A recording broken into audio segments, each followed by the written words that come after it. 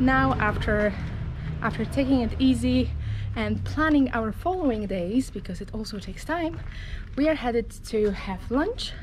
Now after this we will finally reach the very famous ridge to see the rice fields from above.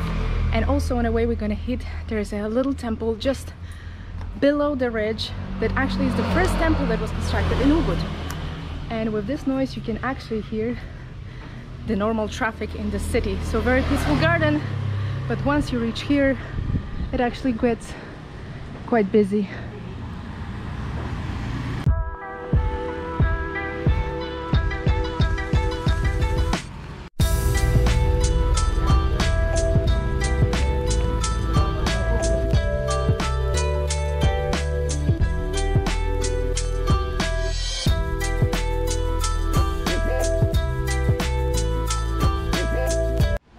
So we are here at Bukit Campuhan, which is the birthplace of Ubud, and this is a confluence of two rivers. So the legend has it that monk, the name I forgot obviously, was passing here and he saw the confluence of two rivers, which is apparently very symbolic in Hindu, and he prayed and meditated in here and decided to establish a city of Ubud, or the city was established. This temple first of all was built in the place of this meditation, and the city followed. And apparently Ubud, the name Ubud, comes from the word Ubad, which means medicine.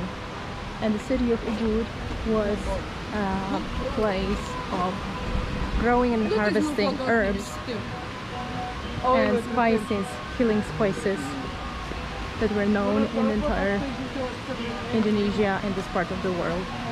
So a pretty interesting story. You got it, Kashu.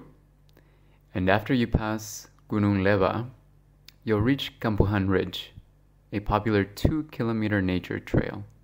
It takes about 20 to 30 minutes to walk one way, so plan about 1 hour if you walk to the end and back.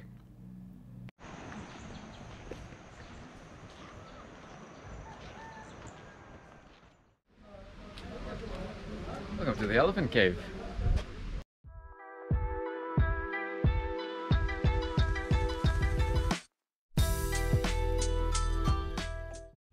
Alrighty, so today we're gonna visit the Goa Gajah or Goa Gajah archaeological site and temples, and Ulisha read a little bit more about it, so can you share? These temples were said to have been built around the 11th century, although I'll have to confirm that a second time. Largely to the god is Shiva and one other that I don't remember at the moment. And apparently it wasn't discovered until I think the 1930s, and then the bats weren't actually found until the 1950s. So it's over 1,000 years old, but they were only recently rediscovered in modern history. Didn't you mention there's also a Buddha temple? Like there's a mix of both religions in here? Yes, and there's a Buddha temple that is active, and they have different ceremonies there. I'm not sure which ones, but they'll have different ceremonies there. Okay, here we go.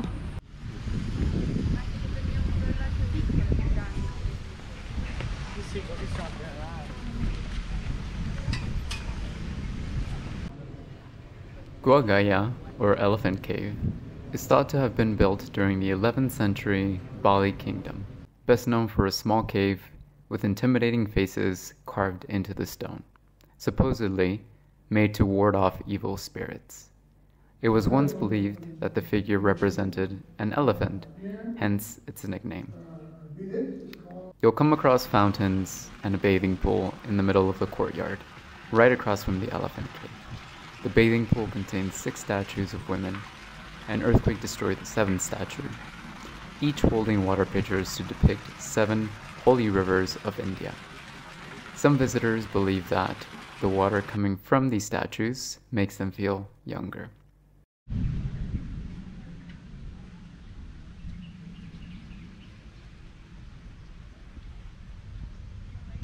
Walk around the complex a bit more, and you'll also see shrines, a Buddhist temple, and a park.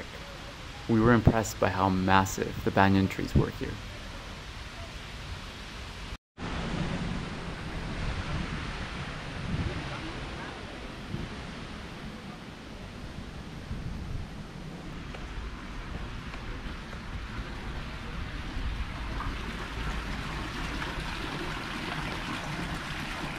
We're just walking out of the Goa Gajah complex that you can see behind us a little bit, and we just wanted to give you our first impressions. I thought the complex is made up of an elephant cave, which used to be a sanctuary, and the rest of it is a complex for different temples and different shrines scattered throughout the Goa Gajah.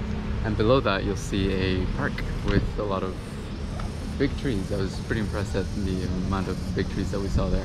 And a few ponds, fish, and so on. And so I think that the complex is a little bit more impressive than the actual elephant cave. The elephant cave is about, what is it in meters, 3-4 meters in? Yes. And that's about it. But the rest of the complex is actually pretty impressive and really worth seeing. And it was a nice walk around it. I think it was about maybe an hour and a half. But I would say it's worth checking out.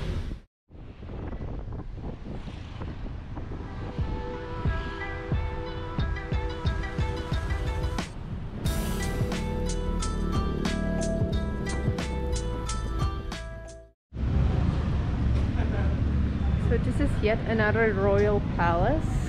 We are at the courtyard, if I believe correctly, and it is a little bit pre-prepared because tonight there is another Kazakh show. So I think every single courtyard or temple their own dancing group and their own day when they perform the dance.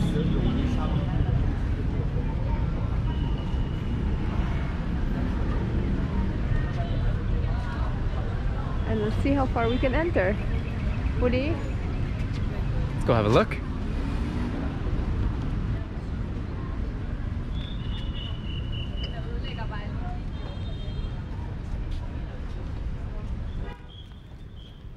The Ubud Palace, officially known as Budi Sadan Agung, is located in the center of Ubud. It was the official residence of the royal family and an important complex in the 1800s. It's small in size, and you can walk through it in under an hour, but make sure to check out all the details on statues, shrines, and gates. On some of the walls and doorways, you'll see animist carvings, so make sure to check out all the details this palace has to offer.